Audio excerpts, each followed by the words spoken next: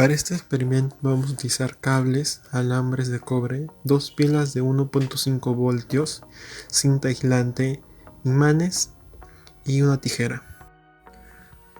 Con el cable lo que buscamos es tener acceso directo al cobre.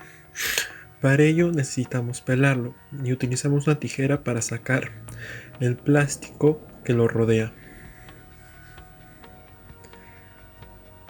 Esto nos va a servir para conectar el cobre a una pila y así a la pila sucesiva.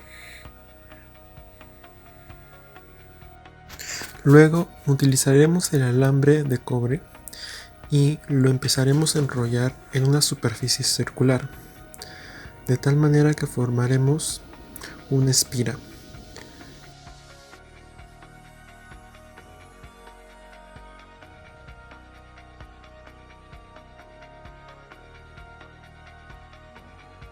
Luego, con la parte saliente, utilizaremos una porción de esa longitud para enrollar la espira en ambos extremos, como se ve en el video, para así mantener una figura circular casi uniforme.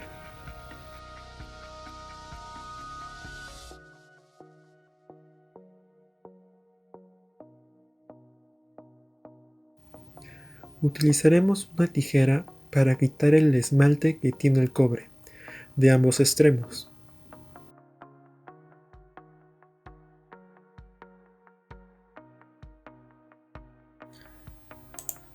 Como podemos ver, los cables los hemos sujetado con cinta aislante para que estén en contacto con la pila y pueda fluir la electricidad.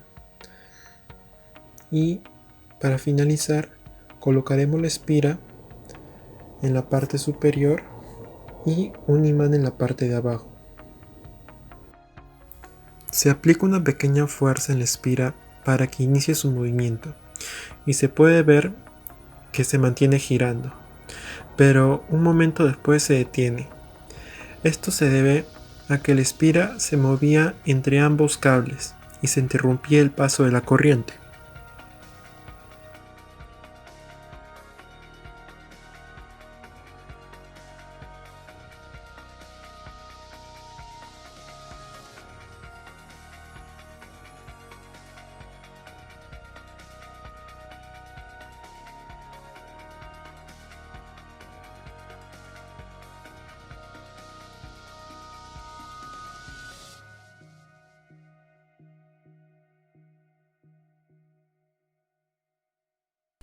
A continuación expondremos el experimento de física y describiremos el movimiento que se puede ver a continuación.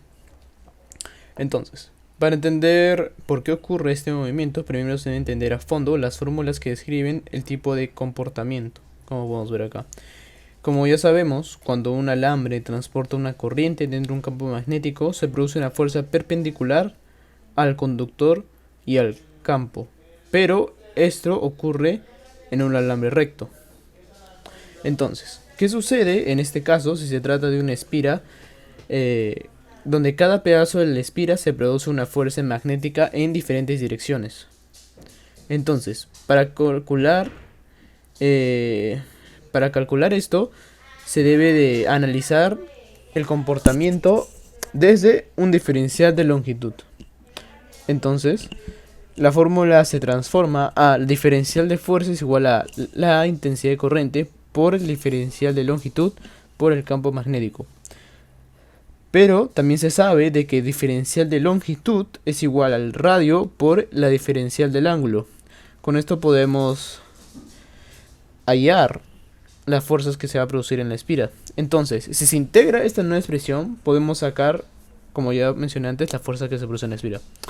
Entonces, de acuerdo a la regla de la mano derecha, se puede determinar que se producen dos fuerzas principales de igual magnitud ubicadas en los opuestos de la espira. Entonces, debido al torque que generan, la espira empieza a rotar, provocando este movimiento.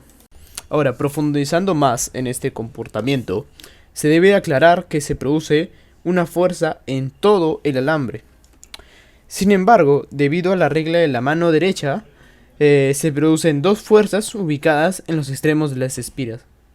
Una entrante en la parte superior y una saliente en la parte inferior. Estas fuerzas producen un giro horario en la espira. Además, no se consideran las fuerzas del lado izquierdo y derecho de la espira, debido a que estas fuerzas están en la misma dirección del campo magnético, provocando que el ángulo entre estos sea cero y por lo tanto que no haya fuerza. Agregando, la espira puede girar en sentido horario o antihorario, pero este dependerá enteramente de la dirección de la corriente y de la dirección del campo